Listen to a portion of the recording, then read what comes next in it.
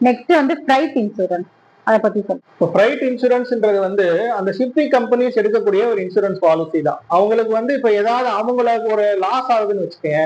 இப்போ அவங்க போய் வந்து இப்போ அவங்க டெலிவர் பண்றதுக்கு லேட் ஆகுறதுனால அவங்களுக்கு பேமெண்ட் வந்து கிடைக்கல, இல்ல அந்த மாதிரி அவங்களுக்கு ஒரு பினான்சியல் லாஸ் வருது, அவங்களோட அவங்களோட ரெஸ்பான்சிபிலிட்டியை வந்து அவங்க பிசினஸ்ல பண்ணும்போது இப்போ ஒரு வெசல் போறதுக்கு லேட் ஆயிருச்சு. ஸோ அந்த மாதிரியான ஒரு ப்ராப்ளம் வரும்போது கிளையண்ட் வந்து அவங்களுக்கு பே பண்ணல, ஒரு லாஸ் ஆஃப் இன்கம் வருது அப்படின்னா அதை கவர் பண்றதுக்காக எடுக்கக்கூடிய இன்சூரன்ஸ் தான் வந்து ஃப்ரைட் இன்சூரன்ஸ் அப்படின்ற மாதிரி சொல்லுவோம். நெக்ஸ்ட் வந்து லயபிலிட்டி இன்சூரன்ஸ், அதை பத்தி கொஞ்சம் சொல்லுங்க. லயபிலிட்டி இன்சூரன்ஸ்ன்றது அந்த ஷிப்பிங் கம்பெனிஸ்க்கு அவங்க எடுக்கக்கூடிய ஒரு இன்சூரன்ஸ் பாலிசி தான். அவங்களோட கப்பல் வந்து வேற ஒரு கப்பல்ல போய் மோதிட்டாங்க அப்படின்னா அது ஒரு பிரச்சனையா வரும்ல. இல்ல இப்போ வந்து ஒரு லாஜிஸ்டிக்ஸ் கம்பெனி இருக்காங்க, அவங்களோட ட்ரக் வந்து வேற ஒரு ட்ரக்ல போய் மோதிட்டாங்க, அந்த மாதிரி வந்து தேர்ட் பார்ட்டிக்கு இவங்களோட அந்த கப்பல் மூலியமாவோ இவங்க போய் வேற தேர்ட் பார்ட்டிக்கு எதுவும் டேமேஜ் பண்ணிட்டாங்க, ஒரு நபருக்கு இவங்களால ஒரு டேமேஜ் ஆயிருச்சு அப்படின்னா அந்த அந்த லாஸை கவர் பண்றதுக்கு சப்போஸ் கேஸ் போடலாம்.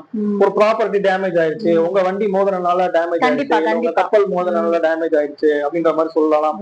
சோ அந்த மாதிரி பிரச்சனைகளை சமாளிக்கிறதுக்கு தான் வந்து இந்த லயபிலிட்டி இன்சூரன்ஸ் வந்து இருக்கு. சோ இதுவுமே லாஜிஸ்டிக்ஸ் கம்பெனிஸ், அந்த லாஜிஸ்டிக் ஆபரேட்டர், ஷிப்பிங் கம்பெனிஸ் அவங்க எடுக்கக்கூடிய ஒரு இன்சூரன்ஸ் பாலிசி தான்.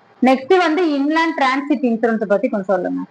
இன்லேண்ட் டிரான்சிட் இன்சூரன்ஸ் அப்படின்னா என்ன அப்படின்னா, இந்தியாவுக்குள்ளார நடக்கக்கூடிய அந்த ஒரு இடத்துல இருந்து இன்னொரு இடத்துக்கு அந்த சரக்குகளை கொண்டு போறாங்கல்ல லாஜிஸ்டிக்ஸ் கம்பெனி, அந்த இந்தியாவுக்குள்ளார அவங்க சரக்குகள் கொண்டு போகும்போது அதுல எதுவும் டேமேஜ் ஆகாம அதுல எதுவும் டேமேஜ் ஆயிருச்சு அப்படின்னா அதனால வரக்கூடிய லாசஸ், நேச்சுரல் கெலாமிட்டினாலேயோ ஆக்சிடென்ட்னாலேயோ தெஃப்ட்னாலேயோ இது ப்ராப்ளம் வருது அப்படின்னா அதை கவர் பண்ணக்கூடிய இன்சூரன்ஸ் தான் வந்து இன்லேண்ட் டிரான்சிட் இன்சூரன்ஸ் சொல்லுவாங்க. இன்லேண்ட் அப்படின்றது வந்து நம்ம கண்ட்ரியை குறிக்குது, இந்தியாவுக்குள்ள நடக்கக்கூடிய அந்த டிரான்சிட்டை குறிக்கிறது தான் வந்து இன்லேண்ட் டிரான்சிட்.